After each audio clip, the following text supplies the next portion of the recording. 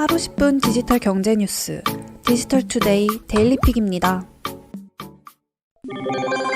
쿠팡이 이커머스와 배달앱 모두에서 사업자를 겨냥한 B2B 강화 카드를 꺼내들어 눈길을 끕니다. 쿠팡은 지난 4월 음식점 식자재를 납품해주는 쿠팡이츠 딜을 일부 지역에서 시범 운영했고 최근 이를 정식 가동했습니다. 쿠팡이츠 딜은 배달앱 쿠팡이츠에 입점한 업체 중 높은 평점을 받았거나 빠르게 배달을 수행하는 치타 배달 매장에 신선식품을 좀 더 저렴한 가격에 제공하는 것이 골자입니다. 경쟁업체인 배달앱 배달의 민족 운영사 우아한 형제들은 이미 식재료 및 배달 비품 전용 쇼핑몰 배민상회를 운영하고 있습니다. 두 곳 모두 배달앱 입점 업체를 대상으로 시중 상품보다 저렴한 가격에 식재료와 소모성 자재 등을 구매할 수 있게 한 것이어서 경쟁 구도가 예상됩니다. 이커머스 쪽에서도 비슷한 움직임을 보이고 있습니다. 쿠팡비즈는 개인 사업자 또는 중소법인을 대상으로 사무용품과 문구류, 간식류 등을 제공하는 서비스일 것으로 예상되고 있습니다. 구체적인 내용은 아직 베일 속이나 머지않은 시점에 정식 서비스를 가동할 것으로 점쳐집니다.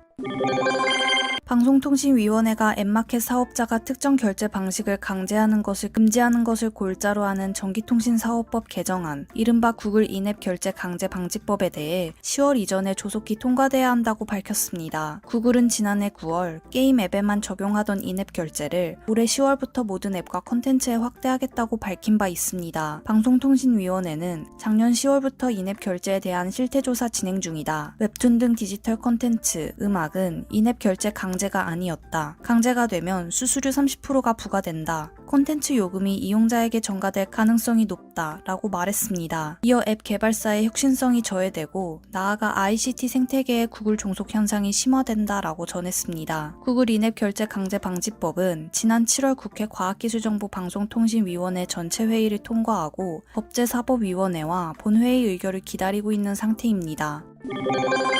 삼성전자가 최근 출시한 프리미엄 게이밍 모니터인 오디세이 네오 G9이 해외 주요 매체들로부터 최고의 게이밍 모니터로 호평을 받았습니다. 삼성 오디세이 네오 G9은 퀀텀 미니 LED를 적용하고 독자적인 화질 제어 기술인 퀀텀 매트리스와 퀀텀 HDR 2000 등을 탑재한 프리미엄 게이밍 모니터입니다. 삼성전자에 따르면 영국 IT 전문 매체 트러스티드 리뷰와 AVS 포럼은 오디세이 네오 G9은 현존 최고의 게이밍 모니터라며 추천 제품 리스트에 올렸습니다. 특히 두 매체는 2000니트까지 구형 가능한 HDR 성능과 세밀한 화질 표현 등을 높이 평가했습니다. 또 미국 IT 전문 매체 테크아리스는 오디세이 네오 G9을 에디터스 초이스 2021로 선정했습니다. 오디세이 네오 G9은 지난달 29일 카카오 메이커스를 통해 진행된 사전 판매 물량 200대가 1시간 만에 완판됐습니다. 이달 9일부터는 온라인 오픈 마켓을 통해 정식 판매를 시작합니다.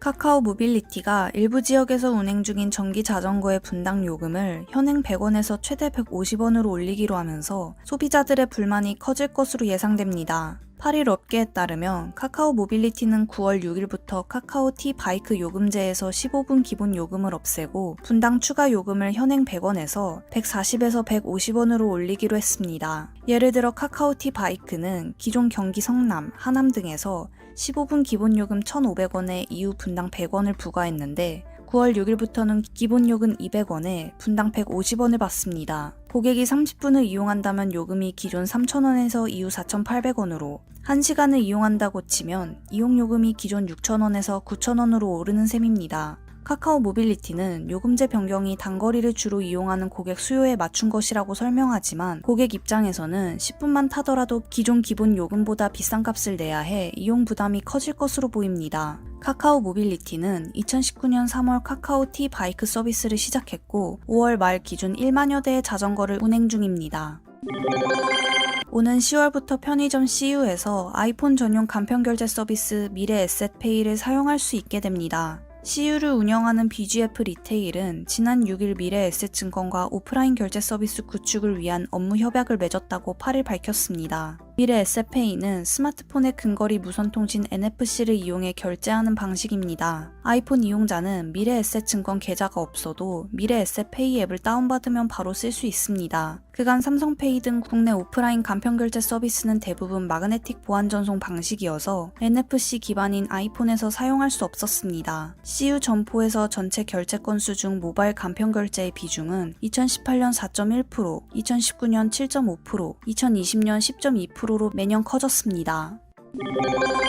전국 주유소 휘발유 가격이 이번 주에도 상승세를 이어갔습니다. 5월 첫째 주부터 오르기 시작해 13주 연속 상승세입니다. 한국석유공사 유가정보 서비스 오피넷에 따르면 8월 첫째 주 주유소 휘발유 판매 가격은 지난주보다 4.1원 오른 리터당 1645.1원을 기록했습니다. 이는 2018년 11월 첫째 주 리터당 1660원 이후로 가장 비싼 가격입니다. 하지만 6주 연속 매주 10원 이상으로 오르던 휘발유값 주간 상승폭은 최근 9.1원, 3.9원, 4.1원으로 다소 둔화했습니다. 전국 경유 판매 가격도 지난주보다 3.6원 상승한 리터당 1440.4원을 기록했습니다. 국제 유가는 이번 주 하락세로 돌아섰습니다. 한국으로 수입하는 원유의 기준이 되는 두바이유 평균 가격은 1.7달러 내린 배럴당 71.3달러를 기록했습니다. 국제 휘발유 가격은 1.9달러 내린 배럴당 81.8달러로 집계됐습니다. 석유공사는 코로나19 변이 바이러스 확산과 미국 원유 재고 증가, 제조업 지표 둔화 등 영향으로 국제 유가가 하락세를 기록 중이라고 설명했습니다.